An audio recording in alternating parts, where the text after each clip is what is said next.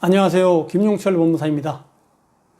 개인회생 파산을 신청하고 나서 가장 조심해야 된다고 말씀드린 부분이 있었어요. 바로 채권자 빼먹지 않기입니다. 개인회생, 개인파산 모두 절차를 진행할 때 정말 조심해야 하는 게 채권자 누락되지 않게 신청해서 결정을 잘 받는 겁니다. 채권자가 누락되면 여러 가지 문제점이 발생할 수 있어서 늘 조심해야 한다고 강조하는 부분이죠. 채권자 누락을 조심하는 게 정말 중요하다고 제가 늘 강조해서 말씀했는데요. 채권자 누락이 발생하는 이유는 뭘까요? 최근에 채무가 발생하는 경우에는 이런 일이 흔하지 않습니다. 신용정보를 조회하면 나타나고 하니까 본인이 보통 잘 기억하고 있죠. 본인이 어디에 어느 날짜에 내는지 잘 알고 있거든요.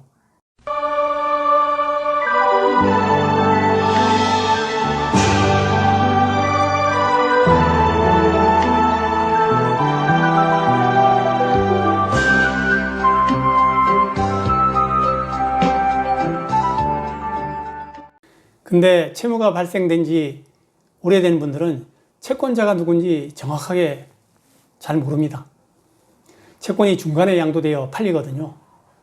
예를 들면 A카드에 쓴 채권도 20년이 지나면 여러 번 양도되어 팔리거든요. 그러면 채권자가 누군지 정확히 모르는 경우가 생기죠. 개인 채권자도 누락되는 경우들이 있는데요. 특히 사업한 지 오래된 분들은 일일이 기억하지 못하고 누락되는 경우가 생길 수가 있거든요. 그럼 채권자가 누락된 걸 알았을 때 그때 추가 못하나요? 개인회생과 개인파산은 최종 결정을 받기 전에 채권자가 누락된 게 발견이 되면 추가 가능합니다. 개인파산의 경우에는 면책결정 전에 발견하면 추가해서 다시 채권자 목록을 작성하면 되고, 개인회생 경우도 인가결정 전까지는 채권자 누락이 확인되면 다시 포함해달라고 신청할 수가 있거든요. 그리고 채권자가 추가 시기 지나고 알았을 때는 추가가 안 되나요? 개인회생과 개인파산 둘 다 채권 추가는 불가능합니다. 개인회생은 정말 조심해야 한다고 여러 번 강조했는데요. 인가결정 후 채권자가 누락된 걸 알게 되었어도 그걸 추가할 방법이 없어요. 심지어 누락된 채권이 크다고 하면 그 채권만 별도로 갚을 수가 없거든요. 힘들게 인가결정 받고 돈도 몇 달치 냈는데 폐지하고 처음부터 다시 해야 된다 생각을 해보세요. 그래서 아주 심각한 문제가 발생합니다. 근데 파산은 회생에 비해 방법이 있어요. 채권을 추가할 수는 없지만 누락된 채권이 면책의 효력이 미치도록 할 수 있는 몇 가지 방법이 있어요. 방법은 세 가지가 있는데요. 첫 번째는 답변서를 작성하는 경우입니다. 내가 면책까지 받았는데 상대방이 그 이후에 소송이 들어와 확인해 보니까 누락된 채권자인 경우, 답변서만 제출하여 해결할 수 있는 경우가 있죠. 두 번째는 면책 확인이소라는 게 있어요. 이 경우는 채권자가 소송을 하지 않았는데 누락된 것이 확실해서 독촉장이 날라오면 본인이 먼저 소송을 제기할 수 있다는 거죠. 채권자 목록에서 누락됐지만 면책받은 것으로 인정해달라고 소송을 할 수가 있죠. 이것을 면책 확인이소라고 합니다. 세 번째는 청구이소라는 게 있어요.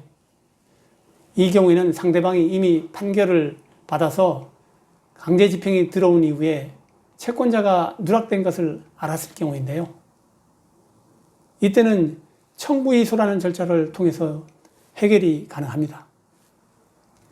그럼 채권이 누락된 경우 소송만 하면 모든 게 다 해결되나요? 반드시 그렇지는 않습니다. 모든 소송이 다 그렇지는 않아요. 면책 확인이소와 청구이소에서 가장 중요한 것이 내가 그 채권이 있다는 것을 모르고 그 누락된 것을 입증하고 소명할 수 있어야 됩니다. 근데 본인이 알고 일부러 누락시켰다는 것을 상대방이 오히려 입증할 수 있는 상황이라면 승소를 못할 수도 있거든요. 대표적으로 옛날에 소송을 받아 압류가 들어가서 청구이의 소송을 들어가야 하는 경우에 옛날 사건 관련해서 상담 오면 사건 조회를 해보거든요. 근데 지급명령 결정문을 송달받은 것으로 나와요. 이러면 조금 곤란해지죠. 상대방 채권자들이 준비서면을 내면서 이 부분을 다투거든요. 물론 구체적인 상황에 따라 다르긴 한데요. 이를테면 송달은 받았지만 내가 받은 것이 아니라 가족이나 직장 동료가 받았다든가 그것을 내가 전달받기 어려운 구체적인 상황이 있었다면 이런 경우를 입증할 수 있는 경우에는 해결이 가능하겠죠. 법률상으로는 악의로 빠뜨린 경우에는 여기서 알았는지 몰랐는지 소송에서 충분히 다툼의 여지가 있겠죠. 근데 그런 경우는 많지 않으니까 크게 걱정하지 않아도 됩니다. 특히 상대방이 금융기관 같은 경우에는 법원에서는 알면서 누락했겠냐? 거의 대부분 이렇게 생각하는 경우가 많아요. 그래서 특별한 경우가 아니면 승소를 할 수가 있습니다. 근데 개인 채권자인 경우에는 상황이 조금 다르죠. 개인 채권자인 경우에는 판사님도 아무래도 더 신중하게 판단을 하게 되고 사실 개인 채권자인 경우 그걸 잊어먹기가 쉽지 않거든요. 이 경우에는 많이 고민하고 검토해봐야 알 수 있는 부분이죠.